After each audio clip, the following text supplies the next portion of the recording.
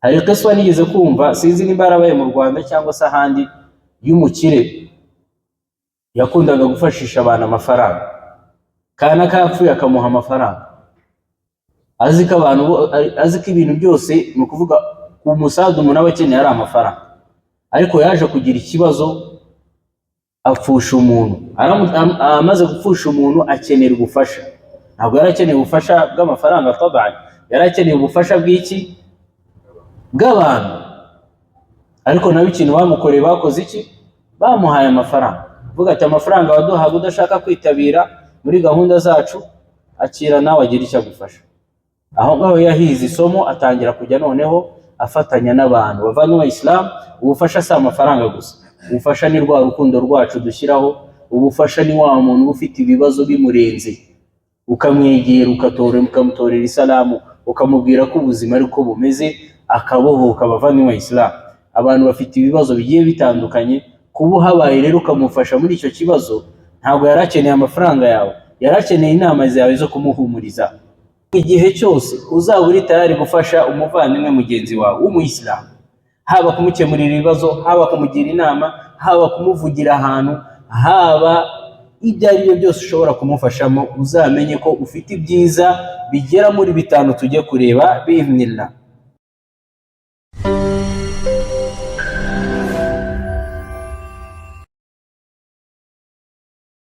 Amma ba'd, dukomeje rero n'icyicaro mu byicaro 40 tuziga, twaba tugeze ku cyicaro cya 17, aho umwanditsi hafizahullah yise naf'ul akharin, kugira akamaro ku bandi, no kuvuga ngo kugirira akamaro abandi. umwanditsi hafizahullah aratubwira ati laqad waddaha an-nabiy sallallahu alayhi wa sallam anna al-ummata kal-jasad al-wahid. Intumwa y'Imana sallallahu alayhi wa sallam yagaragaje ko iyi umma imeze nk'umubiri umwe, fahum mutamasikuna fima bainahum mutakamiluna al-adwar fi qada'i hawaij ba'dhum ba'dha. Isa nkaho yegeranye kandi ifatanye, imeze nk'umubiri umwe, bagenda bakemurirana hagati yabo ibibazo ku bindi. وبهذا تظهر قوة هذه الأمة, ndetse ni naho imbaraga ziza ziturutse ku bumwe nuko bagenda bungurana ibyiza hagati yabo.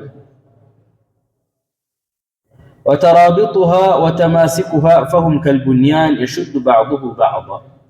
Ugasanga barakorana, barumvikana, bakemurirana ibibazo, bagirana inama, bameze nk'inzu imwe cyangwa se bameze nk'inyubako imwe ishamikiranye. قال النبي صلى الله عليه وسلم, intumwa y'Imana amahoro n'imigisha musakareho, aragira ati ahabbu nnasi ila Allahi anfa'uhum linnas. Umuntu ukunzwe kurusha abandi imbere y'Uwiteka Allah subhanahu wa ta'ala ni umuntu ufitiye abandi akamaro. Iyi hadithi iri mu gitabo cya Tabarani, ni ukuvuga ngo ahabbu nnasi ila Allahi anfa'uhum linnas. Umuntu ukunzwe imbere y'Uwiteka Allah subhanahu wa ta'ala ni wa wundi ufite umumaro muri sosiyete cyangwa se ufite umumaro mu bantu. Wa hadha naf'u yatanawwa, ukugira umumaro mu bantu biratandukanye, bifite inzego zigiye zitandukanye. fataratan yakunu bilqawli kad'awatu wal amru bil ma'ruf wan nahyu 'anil munkar. Rimwe na rimwe hari igihe biba kuba umuntu yabwiriza cyangwa se umuntu yakora da'wa, nko kuba yabuza ibibi akabwiriza ibyiza. Ubu nabwo ni ukugira akamaro mu bantu. Aw bil fi'l, cyangwa se mu bikorwa kashafa'a wal qada'u al hajat, nko kuba umuntu yavugira undi cyangwa se kumukemurira ikibazo, ko nako ni ukugira umumaro mu bantu. Aw bil qalb, cyangwa se bikaba ku mutima, kasalamatuhu lahum min al-ghilli wal hiqdi, kuba umuntu yarinda bagenzi be, kuba umuntu yarinda bagenzi be urwango ndetse n'umwiryane. Wa sifati dhamima, no kuba umuntu yarinda abantu ibintu bidashimishije. فيا بشرى من كان يعمل هذه الأنواع min naf'i al-akharin. Umwanzi rahimahullah aragaragaza ko umuntu ufite umumaro cyangwa se umuntu w'ingirakamaro muri sosiyete afite ibyiza byinshi turi buze kureba. idha qaddamta li akhika al-muslim manfa'atan ayyan kanat, uko wafasha umuvandimwe cyangwa se uko wafasha mugenzi wawe w'umuyisilamu uko ariko kose, wastash'ir hala ihsanika bashair 'azimatan minha, ni ukuvuga igihe cyose uzaba uri tayari gufasha umuvandimwe mugenzi wawe w'umuyisilamu, haba kumukemurira ibibazo, haba kumugira inama, haba kumuvugira ahantu, haba ibyo ari byo byose ushobora kumufashamo, uzamenye ko ufite ibyiza bigera muri 5 tujye kureba bi'idhnillah. Minha, muri byo harimo bushraka fi mahabbati llahi ta'ala lak, ufite inkuru nziza yuko Allah cyangwa se urukundo rw'Uwiteka Allah subhanahu wa ta'ala rugusakaraho, kandi Allah uwo yakunze nta muntu ushobora kumugiraho ikibazo cyangwa se nta muntu ushobora kumugiraho ingaruka. Ibaze gukundwa n'Uwiteka Allah subhanahu wa ta'ala. Aya muri suratul Maida ibishimangira, Allah aragira ati inna Allah yuhibbul muhsinin, mu by'ukuri Allah akunda abagira neza. Iyo ni aya ishimangira yuko iyo ugiriye mugenzi wawe kabone nubwo kaba ari akantu gato ariko ugambiriye kumufasha no kumugirira neza, Allah aragukunda. Icya kabiri, bushraka fi ma'iyati llahi lak, nuko uba ufite amahirwe yo kuba uri kumwe na Allah subhanahu wa ta'ala.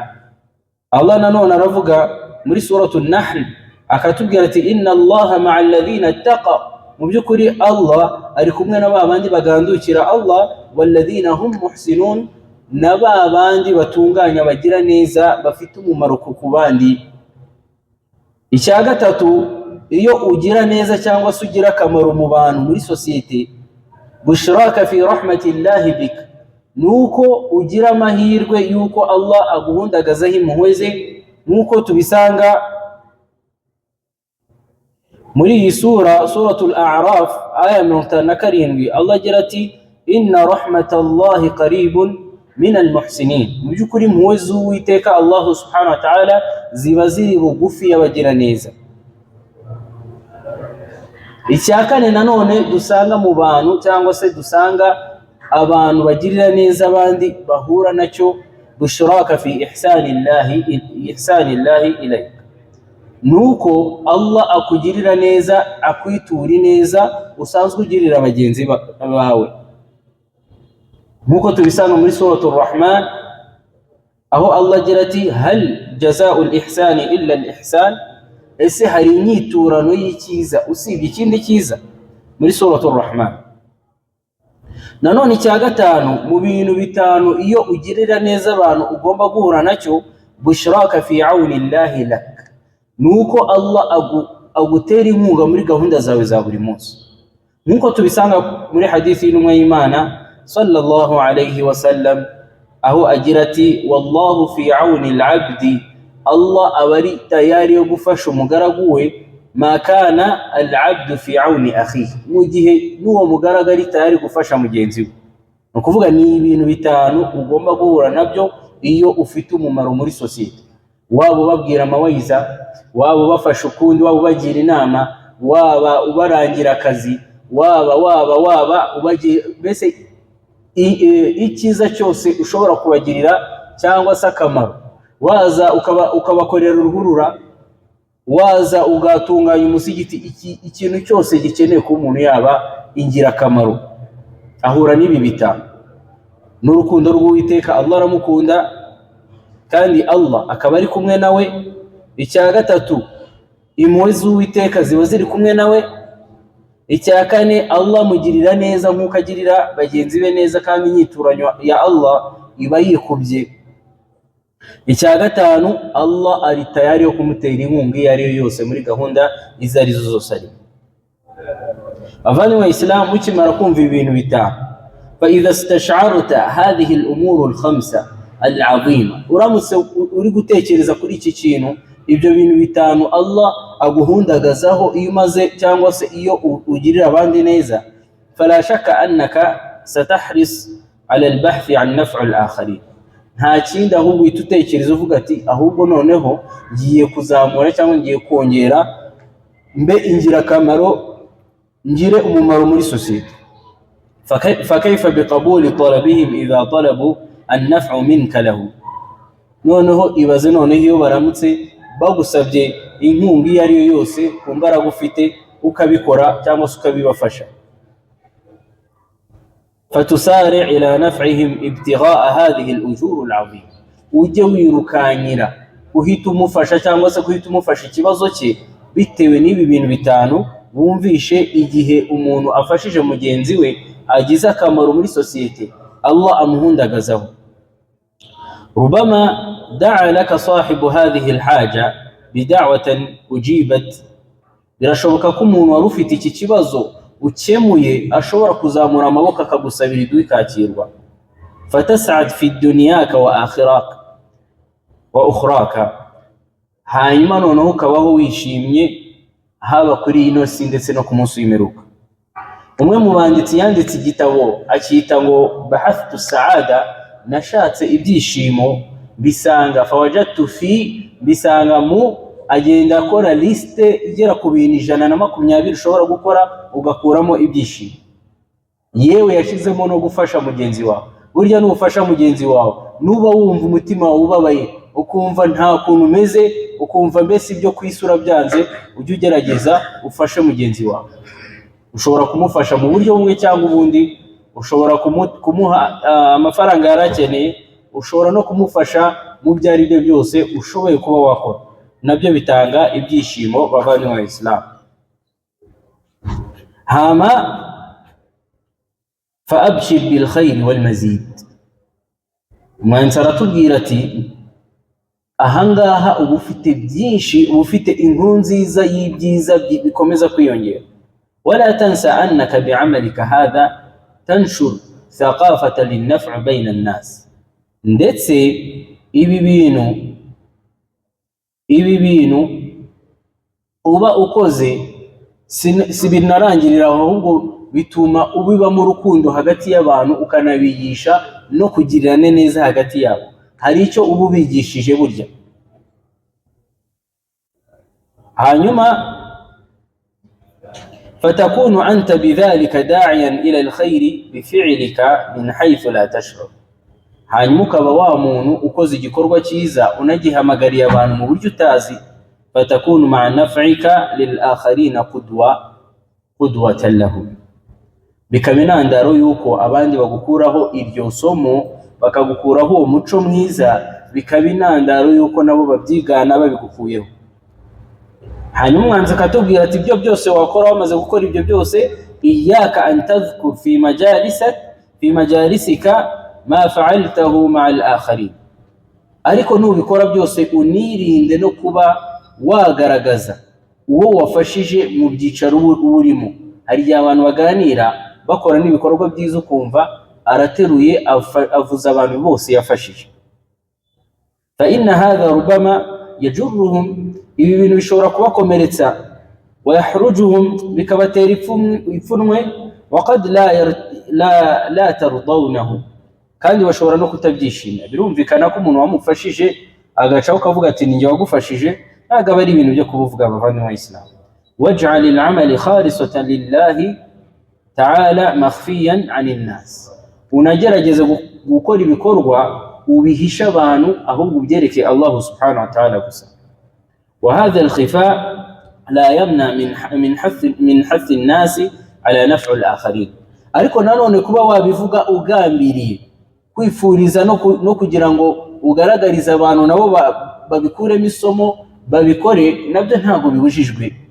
biwajhihi al'am, uri kubikora muri rusange. wa in aradta istishhada bima taf'al, nuna ashaka no kugaragaza igikorwa ukora kugira ngo abandi bagikurikire, fala tadhkur isma man ahsanta ilayhi, nuzagaragaza izina ry'uwo wafashije. ushobora kuba intandaro yuko wenda uzanamo urwo rugero kugira ngo abandi nabo bakwigireho, kavuga ati hari umuntu twafashije runaka none ubageza aha n'aha. ibyo nibyo byiza kuruta kuba wagaragaza izina rye bavandimwe wa Islam.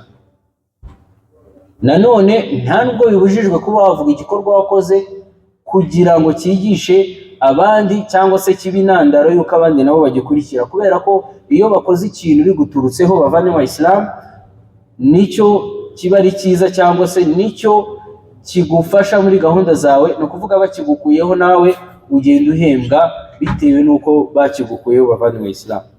Hatta yakuna hadha al-khuluq sajiyatan. نعم. حاول متابعة العمل في نفع الآخرين.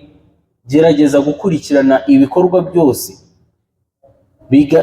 bigana cyangwa se byerekeza gufasha bagenzi bawe haba muri societe, hatta yakuna hadha al-khuluq sajiyatan lak, kugeza ubwo iki gikorwa cyangwa se uyu muco uba mu mico yawe ya buri munsi.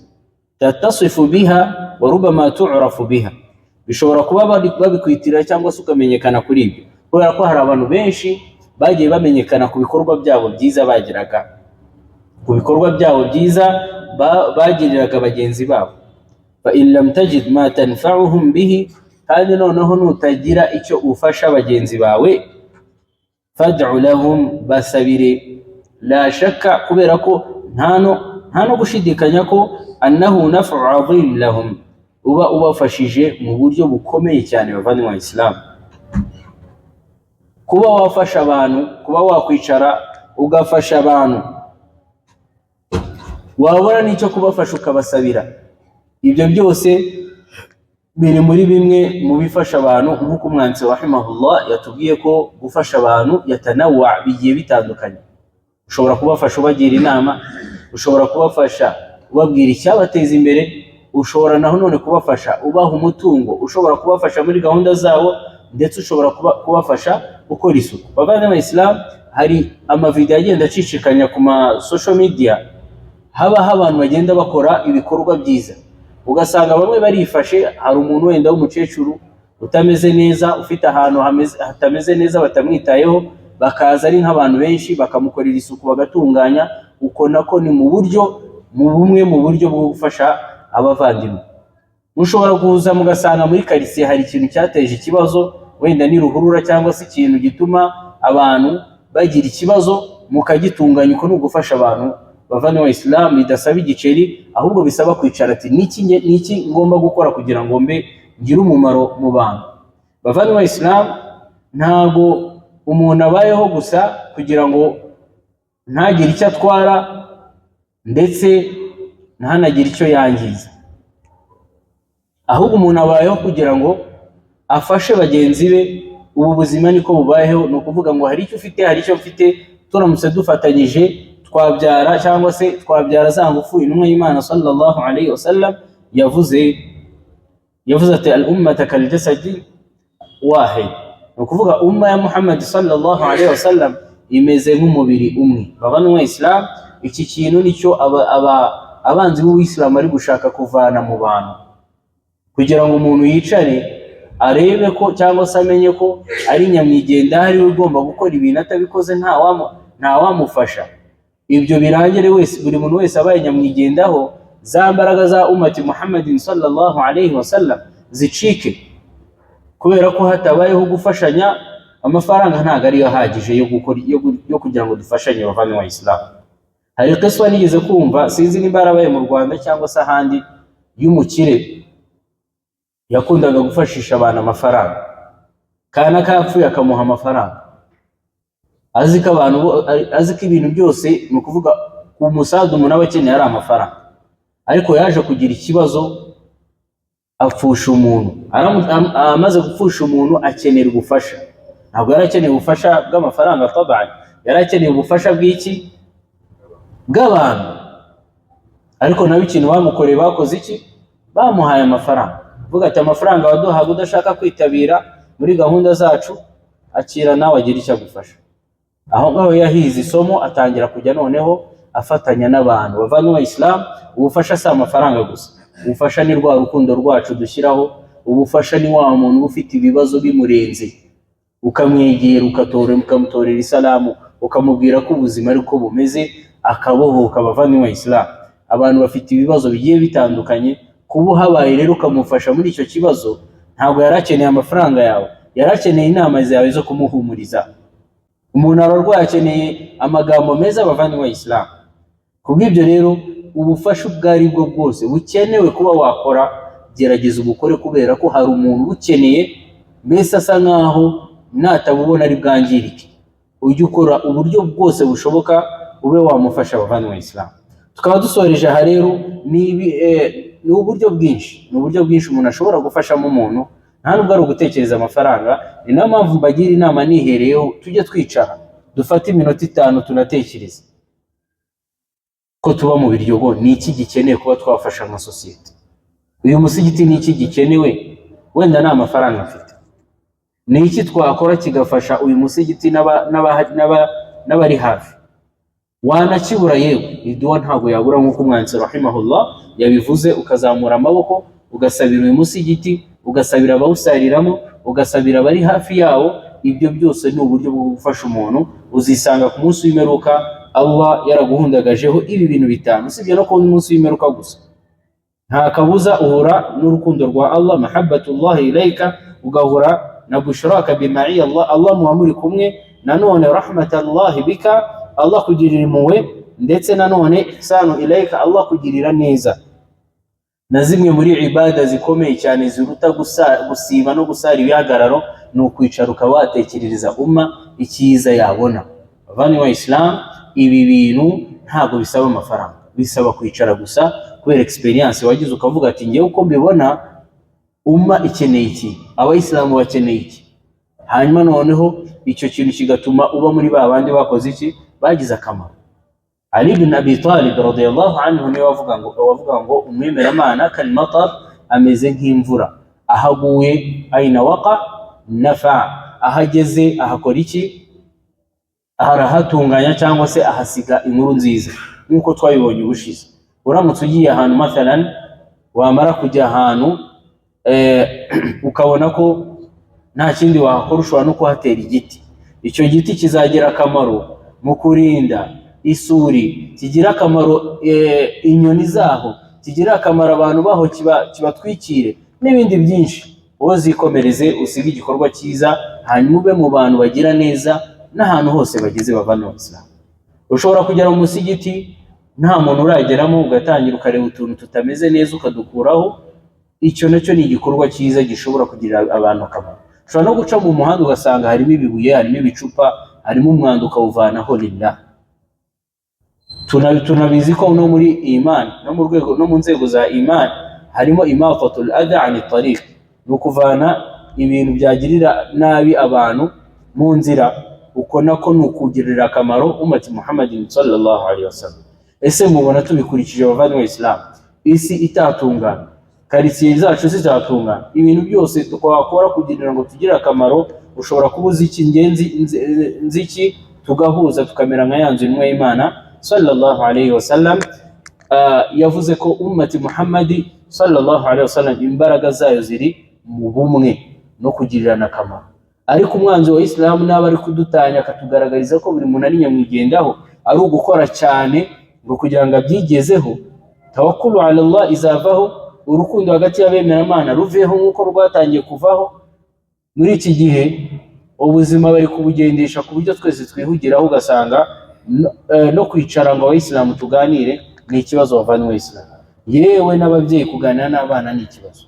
Kubw'ibyo rero inshallah tubitekerezeho, tube intandaro yo gutungana kw'abandi, ndetse tubingira akamaro muri sosiyete yacu. Wabillahi tawfiq.